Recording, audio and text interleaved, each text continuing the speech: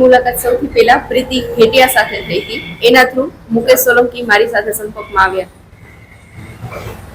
ત્યારબાદ કઈ રીતે તમારી સાથે સંપર્ક કર્યો, શું થયું, તમારી સાથે તમે શું ફરિયાદ નોંધાવી?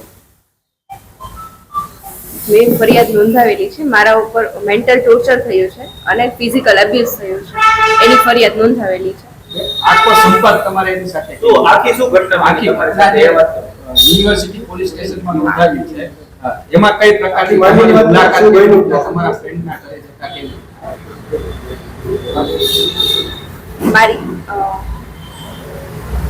મારા લગ્ન તોડાવ્યા છે.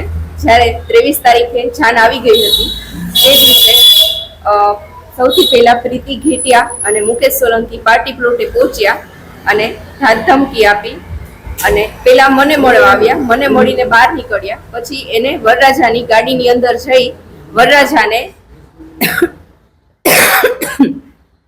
વરરાજાને ધાક ધમકી આપી અને એવી ધાક ધમકી આપી કે તું આને મૂકી દે, નહીતર હું તારો ખૂન કરી નાખીશ, કાં તો તારી થનારી પત્નીનું ખૂન કરી નાખીશ. એના લીધે જાન પરણ્યા વગર પાછી ગઈ છે. મુકેશ સાથે તમે કઈ રીતે સંપર્કમાં આવ્યા હતા ને પ્રીતિનો રોલ? પ્રીતિએ મુકેશને મને મળાવ્યા હતા અને પ્રીતિ બધી બાબતમાં મુકેશને સપોર્ટ કરતી હતી અને કોઈ પણ જગ્યાએ પ્રીતિને મુકેશ સાથે જ છતાં આવતા.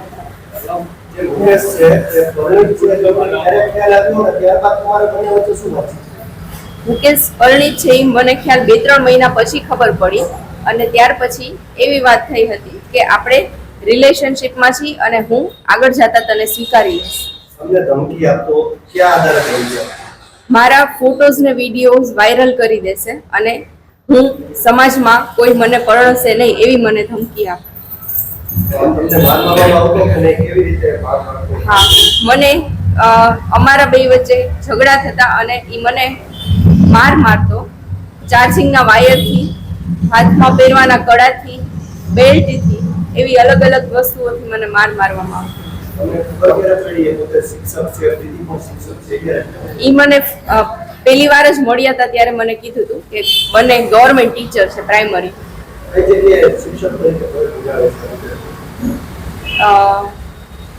પ્રીતિ ઘેટિયા મોરબી જિલ્લામાં હા અને મુકેશ વડોદરા જિલ્લામાં પ્રાઇમરી સ્કૂલમાં ટીચર છે.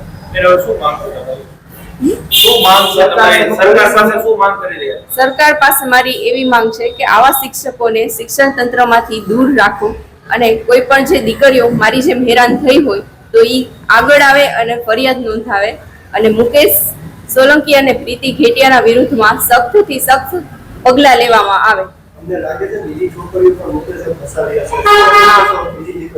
હા,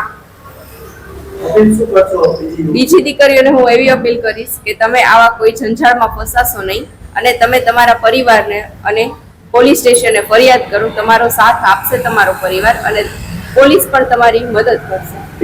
મુકેશે તમારી સાથે કઈ જગ્યાએ અને ક્યારે થયું? તમને ત્યારે કોઈ તમારા ફોટો વિડીયો લીધા છે? શું હકીકત? હા, ત્યારે ફોટો વિડીયો લીધા છે. કઈ જગ્યાએ ક્યારે લઈ ગયો?